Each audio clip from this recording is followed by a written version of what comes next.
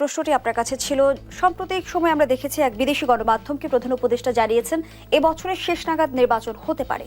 কিন্তু আমরা যদি বাস্তবতা তুলে ধরে দেখছি যে একটি পক্ষ মনে করছে দ্রুত নির্বাচন হলে তারা বেনিফিশিয়ারি হবে, আবার অন্য একটি পক্ষ ভাবছে যে নির্বাচন বিলম্বিত হলে তারা বেনিফিশিয়ারি হবে। সমন্বয়টা কিভাবে হবে? আসলে প্রশ্নটা বেনিফিশিয়ারি এভাবে না ভাবাই উচিত। নির্বাচনের মধ্য দিয়ে কি হয়? নির্বাচনের মধ্য দিয়ে জনগণের ম্যান্ডেট নেয়। জনগণের ম্যান্ডেট অনুযায়ী একটা দল সে ক্ষমতায় থেকে রাষ্ট্র পরিচালনা করে, তার মানে সে রাষ্ট্র পরিচালনার দায়িত্ব নেয়। এখন রাষ্ট্র পরিচালনার দায়িত্ব এবং লুণ্ঠন কি একাকার? অনেকে মনে করে যে ক্ষমতায় গেলেই বোধহয় লুটপাট করা যায়, এই জন্য তারা বেনিফিশিয়ারি শব্দটা ইউজ করে। কিন্তু আসলে এটা বেনিফিশিয়ারি না, তো এটা রেসপন্সিবিলিটি। যে একটা দল নির্বাচিত হয়েছে মানে জনগণ তাকে সমর্থন দিয়েছে, এখন বলেছে তুমি 5 বছর দেশটা পরিচালনা করো, আমরা চাই তোমার মধ্য দিয়ে আমাদের আশা আকাঙ্ক্ষা পূরণ হবে। যদি না হয় আগামী নির্বাচনে তোমাকে আবার আমাদেরকে ফেস করতে হবে। তেমন নির্বাচন সবসময় একটা যাচাই বাছাই করার প্রক্রিয়া, কিন্তু আমরা নির্বাচনের সঙ্গে এই যে ক্ষমতায় যাওয়া এবং ক্ষমতায় থাকার সঙ্গে বেনিফিট পাওয়া, এগুলো এমনভাবে যুক্ত হয়ে গেছে আমাদের দীর্ঘদিনের রাজনীতিতে, যে কারণে দেখা যায় যে ক্ষমতায় গেলে আলাদিনের চেরাগ পেয়ে যায়, সম্পদ অপরিসীম সম্পদের মালিক হয়ে যায়। এমনকি যিনি হয়তো মেট্রিক পরীক্ষা দেওয়ার সময় অন্যের সহযোগিতা নিয়ে পরীক্ষার ফি দিয়েছেন, কিংবা কেউ হয়তো ইলেকশনের টাকা জোগাড় করবার জন্য নানাজনের কাছ থেকে চাঁদা নিয়েছেন, তিনি শত কোটি হাজার কোটি টাকার মালিক হয়ে যান। মানুষ তখন বলে ক্ষমতার সঙ্গে আসলে সম্পদের একটা বোধহয় দারুণ সম্পর্ক আছে, ক্ষমতা থাকলেই সম্পদ বাড়ে আর সম্পদওয়ালারাই ক্ষমতায় থাকে। এই জায়গা থেকে আসলে দেশটাকে তো আমরা মুক্ত করতে চেয়েছিলাম বলেই আমরা গণ অভ্যুত্থানে ছিলাম, যে কারণে তো আমরা বলেছিলাম যে আওয়ামী লীগ যে প্রক্রিয়ায় ক্ষমতায় আছে, এই প্রক্রিয়া যদি আওয়ামী লীগ আরও দীর্ঘদিন থাকে তাহলে পরিস্থিতি আরও খারাপ হবে, জনগণের চেতনার মান নামবে, অর্থনৈতিক লুণ্ঠন বাড়বে এবং গণতন্ত্রহীন একটা সমাজের মধ্যে আমরা গণ অভ্যুত্থানের 6 মাসের পরিবর্তনটা কি চোখে পড়ে? সেই জায়গাটার কথা, যে গণ অভ্যুত্থানের 6 মাসের মধ্যে অন্তত একটা জায়গায় তো আমরা দাঁড় করাতে পারতাম যে এই সরকার 6 মাসের মধ্যে কিছু দিতে পারবে না, কিন্তু এই সরকার 6 মাসের মধ্যে একটা আস্থা দিতে পারবে। আস্থা দিতে পারে আমাদের উপর তোমরা ভরসা করেছো, তোমরাও গণ অভ্যুত্থান করেছো, জীবন দিয়ে গণ অভ্যুত্থান করেছো, আমাদের উপর আস্থা রেখেছো। আমরা দেখো তোমাদের সব চাওয়াকে পূরণ করতে পারবো না, কিন্তু চাওয়ার পথটা খুলে দিতে পারবো, যাতে এর পরবর্তী সরকার আসলে সেগুলো করতে পারে। সেক্ষেত্রে আমরা কি করব বলছে গণ অভ্যুত্থান পরে সরকার, তারা নির্বাচন সুষ্ঠু হয় এই জন্য একটা সুষ্ঠু নির্বাচনের পদ্ধতি তৈরি করে দিয়ে যাবে। প্রশাসন যেন আর দলীয় লেজুর ভিত্তি না করে, দলের অনুগত বাহিনী না হয় সে ব্যবস্থাটা করবে। পুলিশ যেন দলীয় সরকারের লাঠিয়াল বাহিনী না হয় সেরকম করবে, এবং করে তারা বলবে যে এই যে এরপর তোমরা যারা ক্ষমতায় আসবা তারা তোমরা এগুলোকে একটা আইনসঙ্গত কাঠামোর রূপ দাও। কারণ আমরা তো অভ্যুত্থানের পরে অন্তর্বর্তীকালীন সরকার, আমাদের কাছে তোমাদের প্রত্যাশা আছে, কিন্তু আমাদের তো সেই অধিকারটা নাই। ফলে তোমাদের প্রত্যাশার স্বীকৃতি দিয়ে আমরা একটা পথ রচনা করে দিয়ে গেলাম, যেটাকে ইংরেজিতে বলে রোড ম্যাপ। এই রোড ম্যাপে তোমরা গাড়িটা চালাবে যাতে তোমরা ডেস্টিনেশনে যেতে পারো। কিন্তু আমরা শুরুতেই দেখলাম এমন একদল প্রবণতা তৈরি হলো, বিরাজনীতিকরণ প্রক্রিয়া। রাজনৈতিক দলগুলো কিচ্ছু করেনি, রাজনৈতিক দলগুলো শুধু দেশের ক্ষতি করে, এবং এমন একজন উপদেষ্টা তো বলেই ফেললেন যে প্রত্যেকটা রাজনৈতিক দলের মধ্যেই ফ্যাসিজম লুকিয়ে আছে। তাহলে এগুলো বলার মধ্য দিয়ে কি হলো যে অন্তর্বর্তীকালীন সরকার এবং দেশের রাজনৈতিক দলগুলো তাদের মধ্যে একটা প্রচণ্ড মত পার্থক্য, শুধু না মতবিরোধের জায়গা তৈরি হলো। আমরা বললাম এটা ঠিক ছিল না, এটা ঠিক নয়। এবং সাম্প্রতিক সময় আমরা দেখলাম যে সরকারের নিরপেক্ষতা নিয়েও প্রশ্ন উঠছে। ফলে যদি ক্ষমতায় যিনি থাকবেন তিনিই যদি নির্বাচন পরিচালনা করেন তাহলে কি দাঁড়াবে? আবার তো নির্বাচন ম্যানিপুলেশনের সেই আশঙ্কাটাই তৈরি হবে। যে কারণে তো বলা হয়েছিল যে অন্তর্বর্তীকালীন সরকারকে এই জায়গাটা তৈরি করতে হবে যাতে তত্ত্বাবধায়ক সরকারের অধীনে নির্বাচনের বিধানটা তৈরি হয়। এখন যারা উপদেষ্টা আছেন তারাই যদি দল গঠন করেন এবং তারা দল গঠন করে যদি আবার নির্বাচনে অংশগ্রহণ করেন, তখন তো প্রশ্নটা উঠতেই পারে যে আপনি সরকারে থেকে যদি নির্বাচন করেন তাহলে নির্বাচন কি প্রভাবিত হওয়ার ঝুঁকির মধ্যে থাকে না? এই প্রশ্নটা তো করতেই পারে। এই প্রশ্নটা করা তো অন্যায় নয়।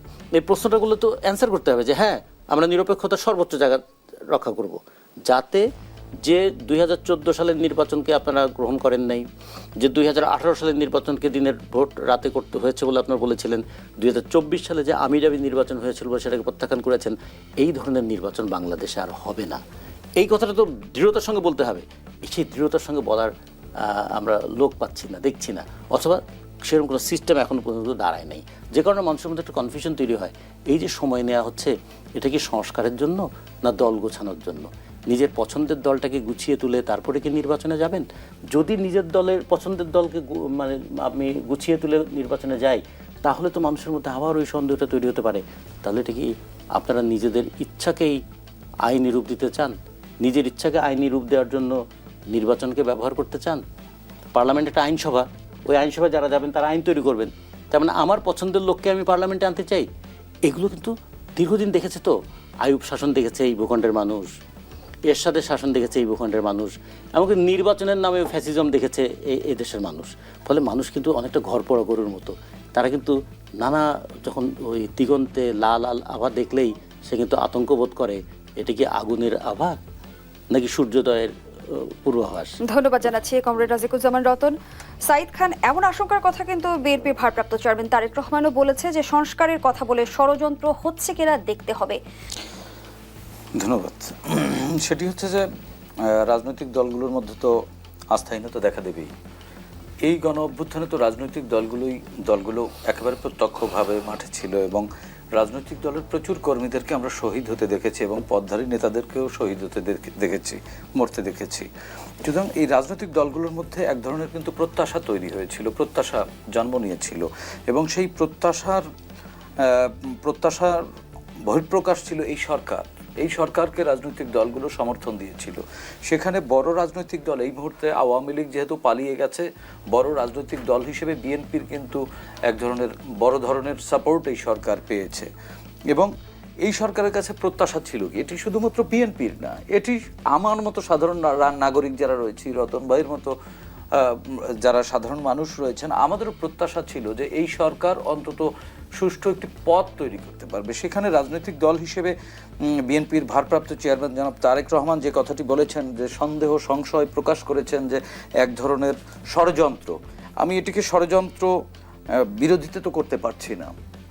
ষড়যন্ত্র তো থাকতেই পারে, তিনি তো সন্দেহ করবেনই, কারণ এক ধরনের প্রত্যাশা নিয়ে তো তিনি সমর্থন দিয়েছেন এবং আমি বলতে শুনেছি তাকে, উনি অনেকগুলো সভা সমাবেশে বলেছেন যে এই অন্তর্বর্তীকালীন সরকার যদি হেরে যায় তাহলে বাংলাদেশের বড় ক্ষতি হয়ে যাবে এবং এই অন্তর্বর্তীকালীন সরকারকে সর্বাত্মক সহযোগিতা করবার জন্য ওনার দলের নেতাকর্মীদেরকে নির্দেশ দিয়েছেন এবং নেতাকর্মীরা যদি কোনো বিশৃঙ্খলা করেছে তাদের বিরুদ্ধে কঠোর হস্তে দমন করতেও আমি দেখেছি।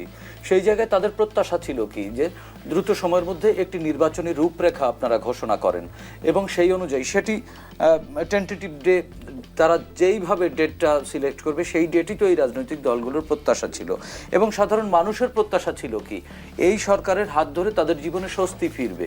সাধারণ মানুষের কিন্তু সেই স্বস্তি ফেরেনি। আমরা যখন বাজারে যাই প্রত্যেক দিন, এখনও কিন্তু আমাদের হাঁসফাঁস খেতে হচ্ছে। আমরা দেখছি যে চালের দাম কমার কথা, গরিবের রাজনীতি শুরু হয় কিন্তু ভাতের প্লেট থেকে, বাজারের ব্যাগ থেকে, আর এই দেশের কিন্তু এখনও 80% মানুষ বাজারের ব্যাগ কেন্দ্রিক রাজনীতির সাথেই জড়িত। সেই প্রত্যাশা কিন্তু এই সরকার পূরণ করতে পারেনি। এখনও কিন্তু আমার ঘর বা আমার বাড়ি চুরি হওয়ার সম্ভাবনা থাকে এবং প্রচণ্ড রকমের যে মুদ্রাস্ফীতি ছিল সেটি কিন্তু নিয়ন্ত্রণে নিতে এই সরকার এখনও পারেনি, যেই কারণে মধ্যবিত্ত শ্রেণী, যেই শ্রেণীটিকে শেখ হাসিনা একেবারে ভেঙে দিয়েছিল, এই সমাজে অলিগার্ক শ্রেণী এবং হতদরিদ্র এই দুইটি শ্রেণীতে বিভক্ত করে দিয়েছিল। শোষক এবং শাসিত এই দুই ভাগে, যেই শোষিত মানুষগুলো, সেই শোষিত মানুষগুলো এই সরকারের উপরে আকাশ সমান প্রত্যাশা রেখেছিল, সেই প্রত্যাশা পূরণে ব্যর্থ হয়েছে। অপরদিকে যে রাজনৈতিক সমর্থন নিয়ে এই সরকার এগিয়ে চলবার কথা ছিল এবং সেই রাজনৈতিক দলগুলোর এক ধরনের প্রত্যাশা ছিল যে তারা একটি স্বচ্ছ নির্বাচন, রাজনৈতিক দলগুলোর প্রত্যাশাই থাকে নির্বাচন এবং রাষ্ট্র পরিচালনার দায়িত্ব নেয়। রতন ভাই যেটি বললেন, সেখানে সবসময় লুটপাট বা রাজনৈতিক দলগুলো ব্যর্থ হয়েছে। রাজনৈতিক দলগুলো ব্যর্থ হয়নি তো, রাজনৈতিক দলগুলো একটি বাংলাদেশ তৈরি করেছে। 52-র ভাষা আন্দোলন কিন্তু এই রাজনীতির মধ্য থেকে, 69-এর গণ অভ্যুত্থান, 90-এর গণ অভ্যুত্থান, সর্বশেষ 24-এর গণ অভ্যুত্থান, সেটিও কিন্তু রাজনৈতিক দলগুলোরই সৃষ্টি করা প্ল্যাটফর্মের ফলাফল আমরা দেখছি। সুতরাং তারেক রহমান যদি ষড়যন্ত্র দেখেন, সেটি আপনি ষড়যন্ত্র না কি করে প্রমাণ করবেন? সেটি প্রমাণ করার জন্য হলেও তো আপনাদের উচিত একটি দ্রুত রোডম্যাপ ঘোষণা করা